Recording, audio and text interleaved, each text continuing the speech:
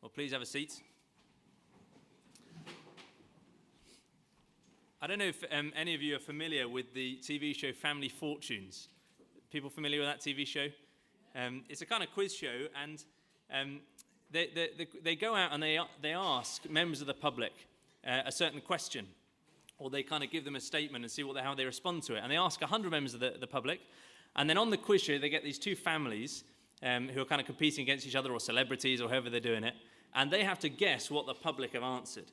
Okay, so I want to start off with the next slide, imagining we're in a Family Fortunes game, okay, and the question or the statement is, complete this line.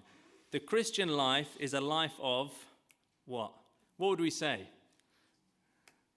There's a car riding on this, or a washing machine or something. What would we say? The Christian life is a life of service,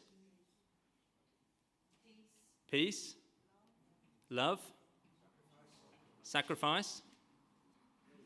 Say it again. Grace. Challenge. Anything else? Salvation.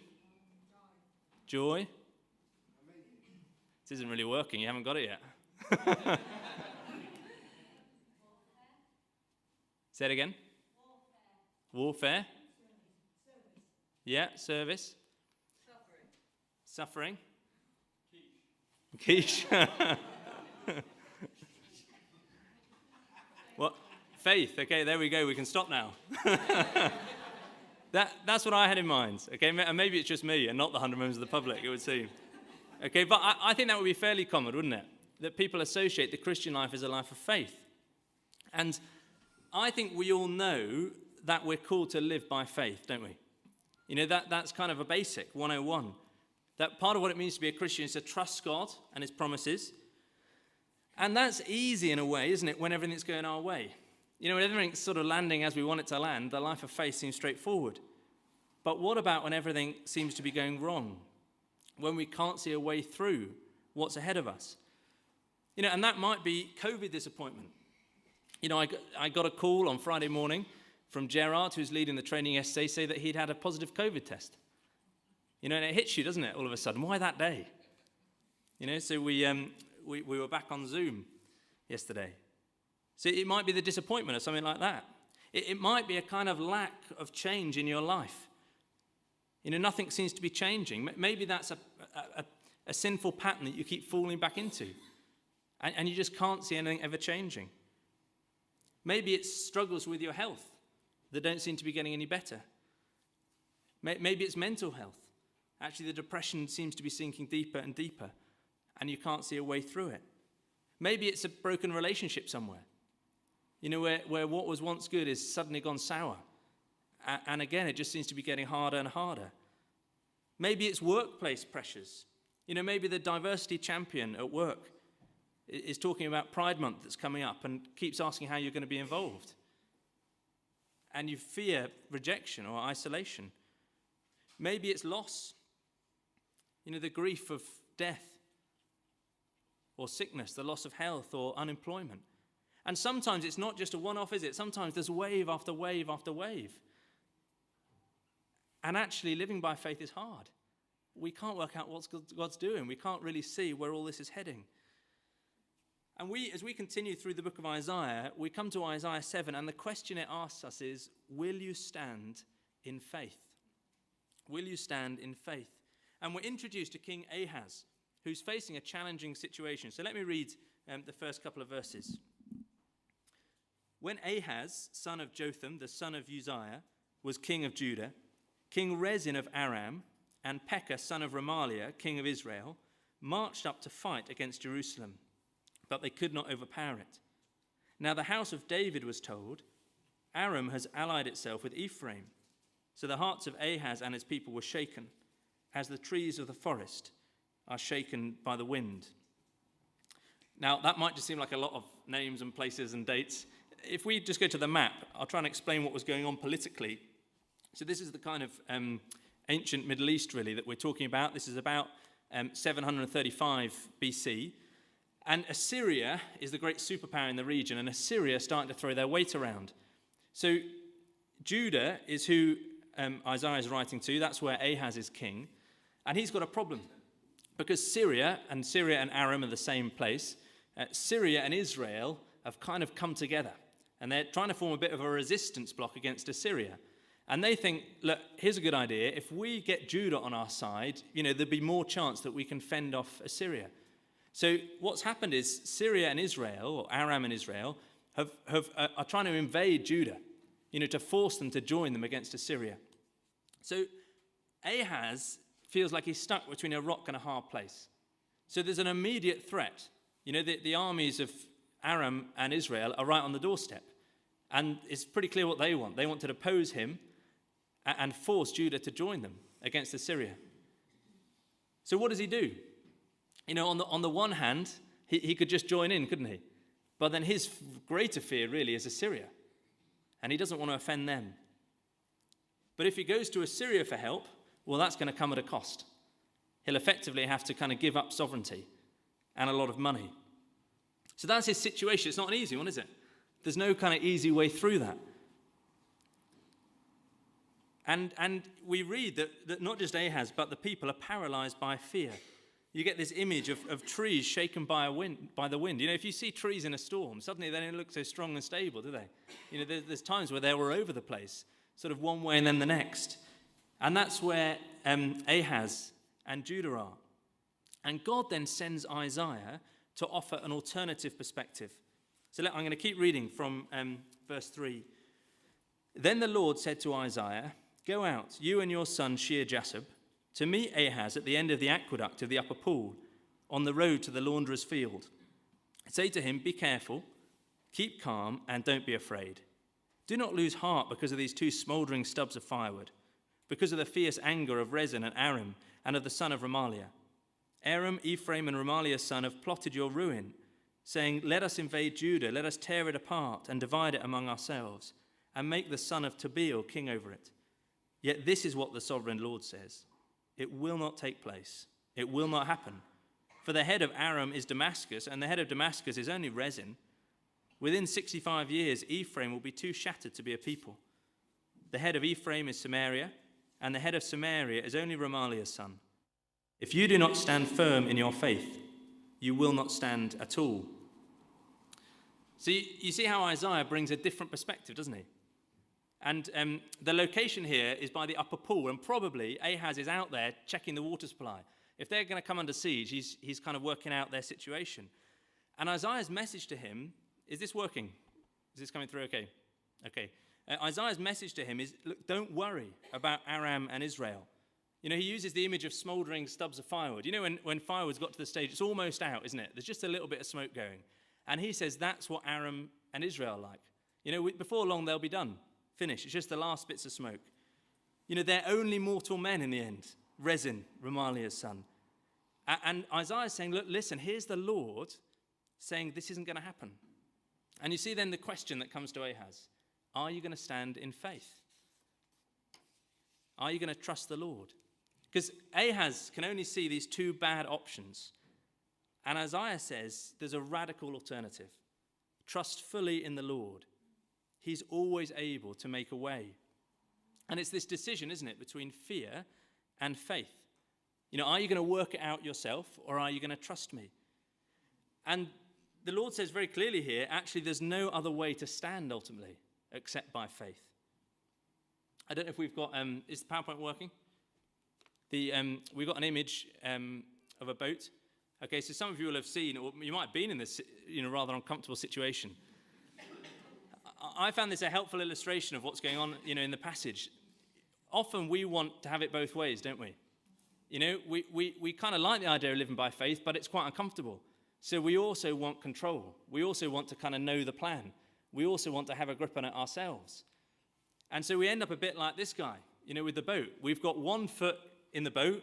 There's a bit of our lives that we're doing by faith, but we're trying to keep 1 foot on the ground because that feels a bit more comfortable. But you'll know if you're in that position, you might be able to hold it for a bit, but it doesn't end well. It doesn't end well. And that's what Isaiah is saying here. Ahaz, if he's going to choose faith, has to fully trust in the Lord. He can't have it both ways. And isn't that the same for us?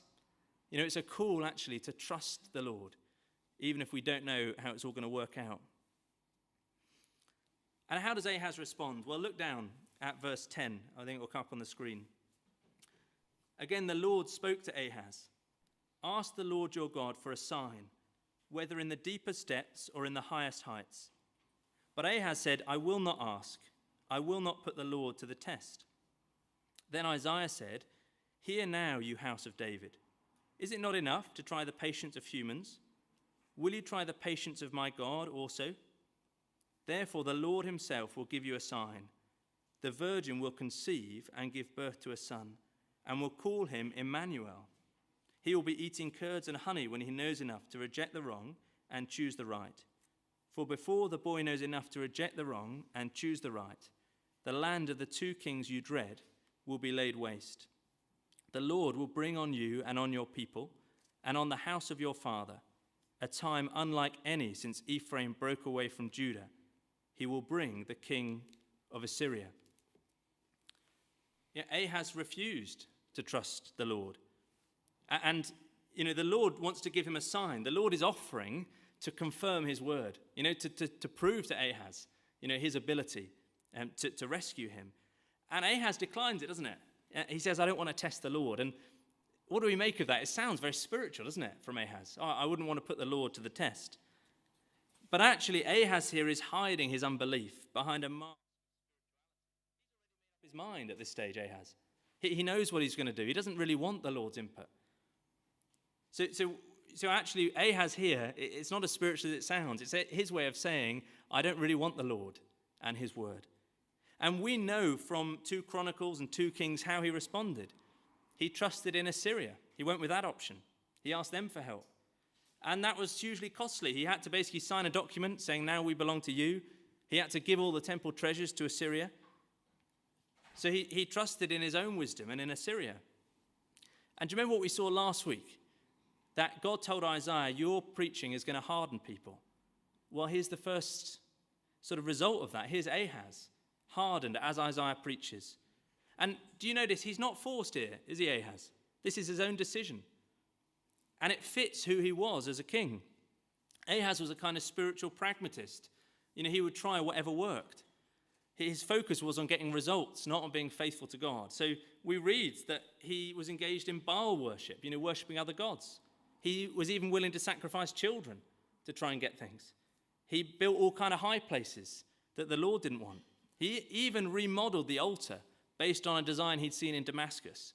Ahaz was one of those guys who was willing to try anything if it worked. But he was only interested in the Lord if the Lord would back up his plans. That's not faith, is it? That's convenience. And look at what God's response is again. God does give him a sign, whether he wants one or not.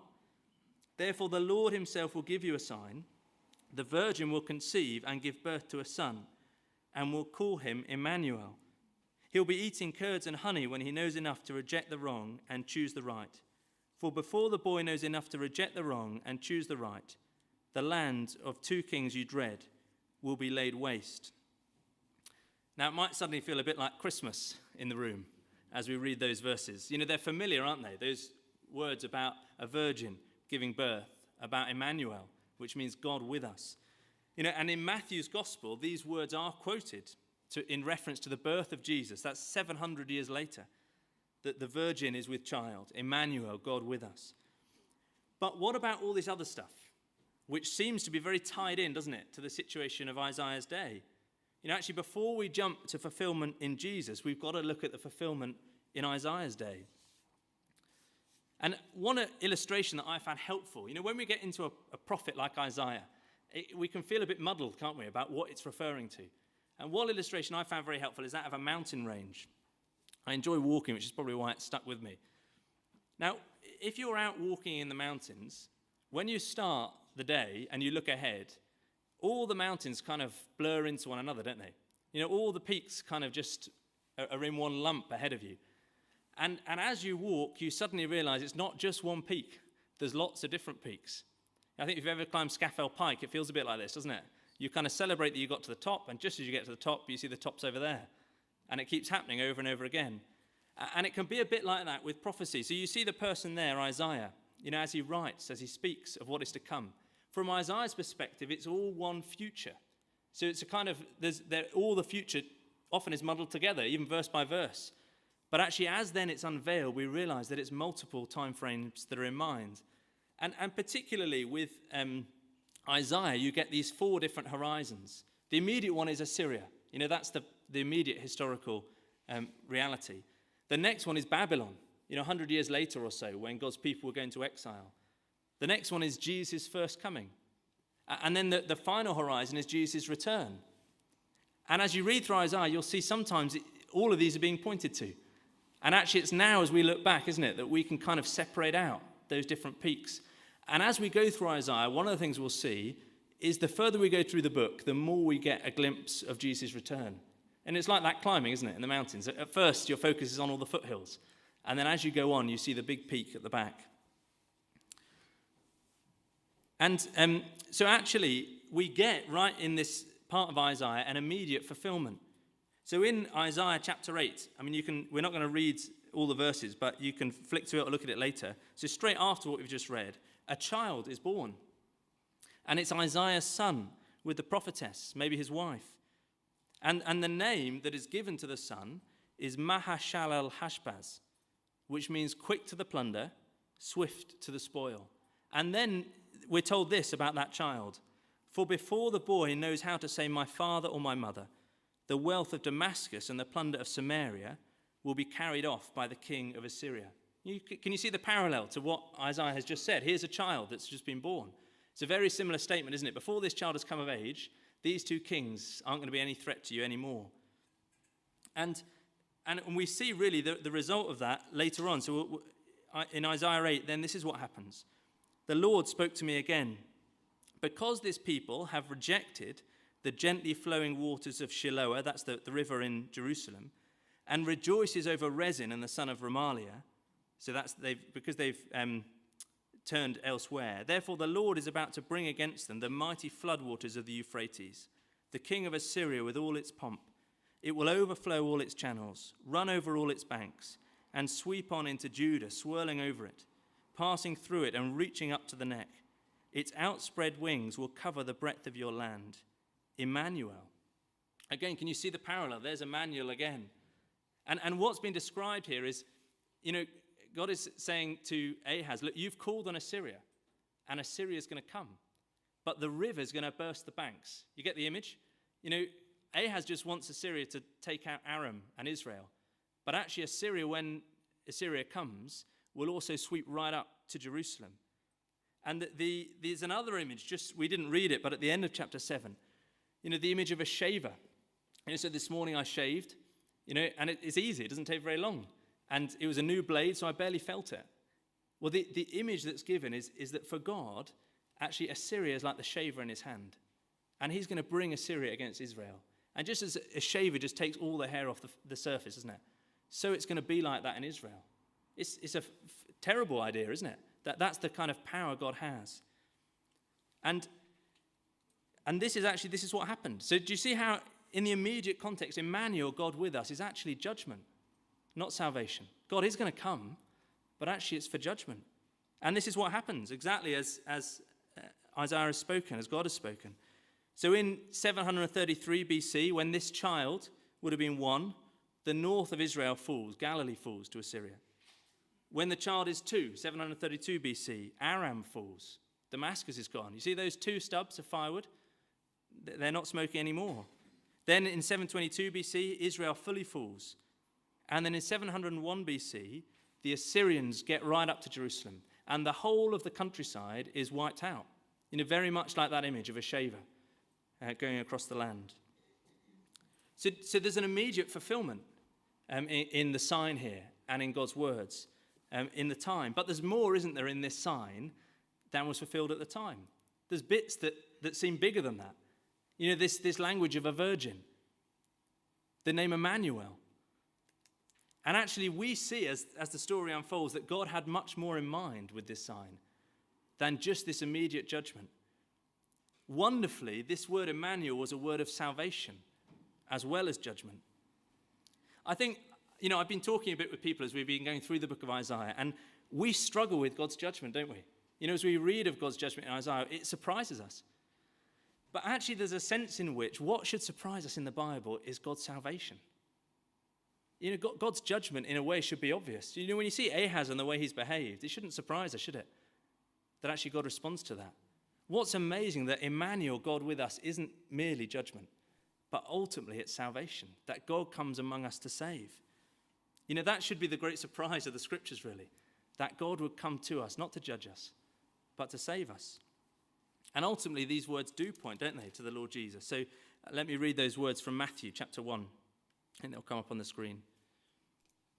But after he had considered this, an angel of the Lord appeared to him in a dream and said, Joseph, son of David, do not be afraid to take Mary home as your wife, because what is conceived in her is from the Holy Spirit.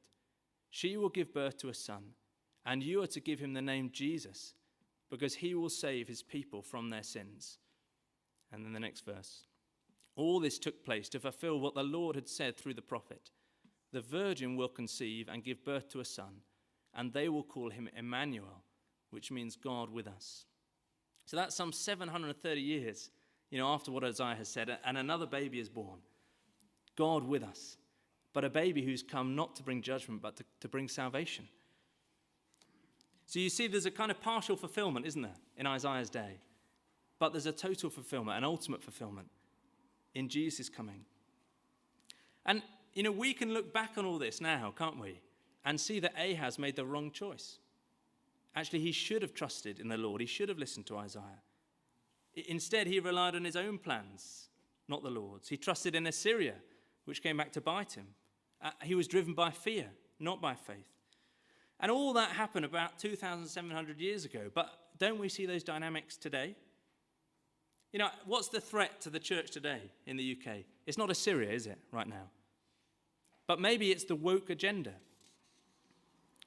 The change that's sweeping through our nation in terms of how people understand identity and sexuality and morality.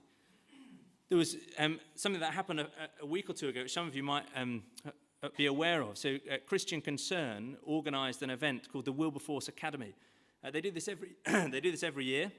It's a week-long residential programme held each year to equip young Christian students and professionals for public life. And they held it at Worcester College in Oxford. And we know people who were there. Lee and Reza were down there. They were sharing as part of that. I know others who were there attending.